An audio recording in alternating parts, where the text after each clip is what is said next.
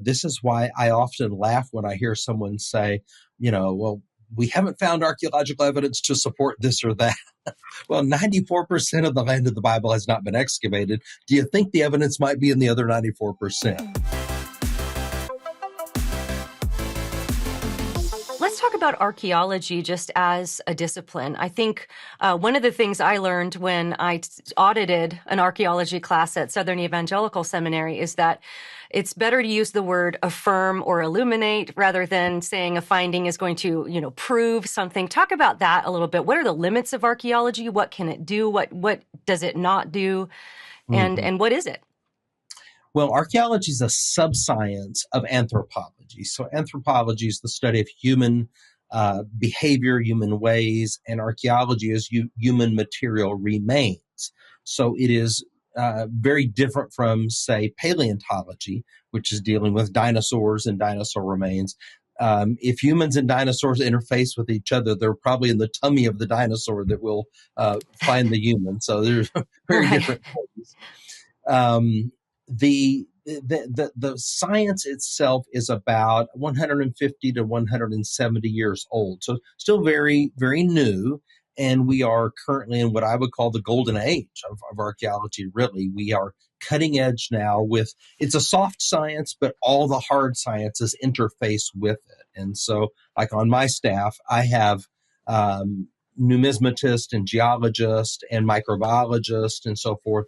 They're doing all kinds of scientific testing, and then I'm coordinating all of that to sort of give a cohesive message to what we're finding. Okay, great. And so when it comes to certain artifacts, how can that support certain texts we have in the Bible? I mean, would you go so far as to say some of these could actually prove something to be true? Could we make that claim, or how should we talk about that? Yeah, I mean, we're sort of careful about that. Our goal is not to prove the Bible.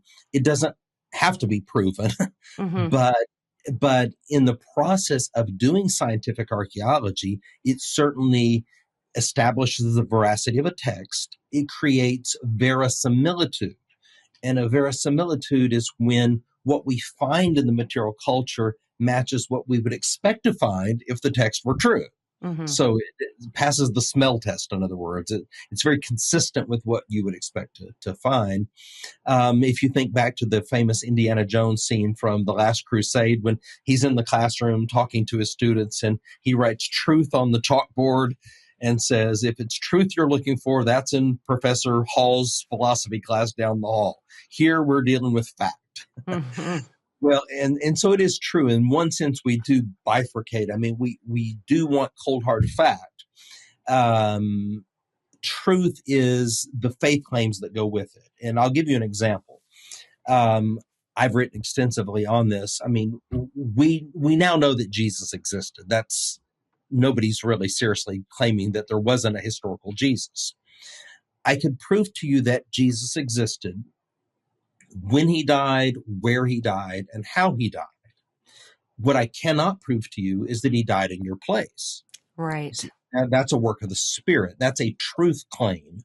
So to show that there was a historical Jesus, and we've excavated crucifixion victims with nails still in them. So, I mean, we could talk about the process of crucifixion, how it was enacted in those decades during the life of Jesus, and how burials were done, because we've excavated many first century tombs.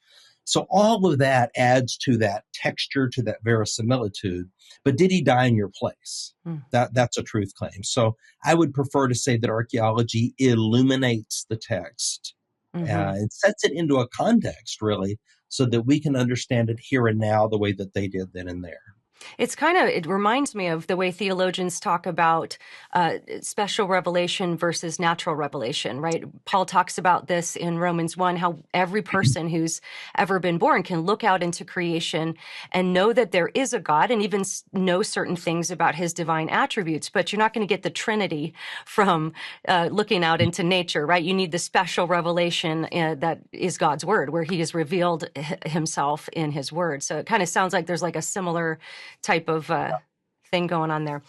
Well, it is, and I don't want to start a new doctrine, but I've often thought, we've got general revelation, special revelation. I've often thought that archaeology is almost another subcategory of evidence. You've got properly interpreted, you have another historical record in the archaeological material that bears record of God's existence. Yeah, that's very good. So how much of Israel has been excavated? How much is left to be excavated?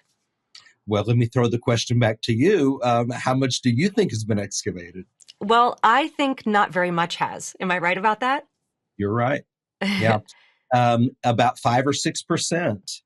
And this is why I often laugh when I hear someone say, well, we haven't found archaeological evidence to support this or that. Well, 94% of the land of the Bible has not been excavated. Do you think the evidence might be in the other 94%? Right. So why is that? Is there a lack of funds, lack of people interested in doing it? Why do you think so little has been excavated? Well, it's a slow process. I mean, we spent 21 years excavating at Khirbet el-Makathir, which is 10 miles north of Jerusalem, biblical Ai or Ai of Joshua 7 and 8, Ephraim of John 11:54. I mean, that's a small site, and we worked there for 21 years. And you have multiple problems. You've got political issues in that part of the world. And then, of course, we're in the West Bank, so it's even more complicated.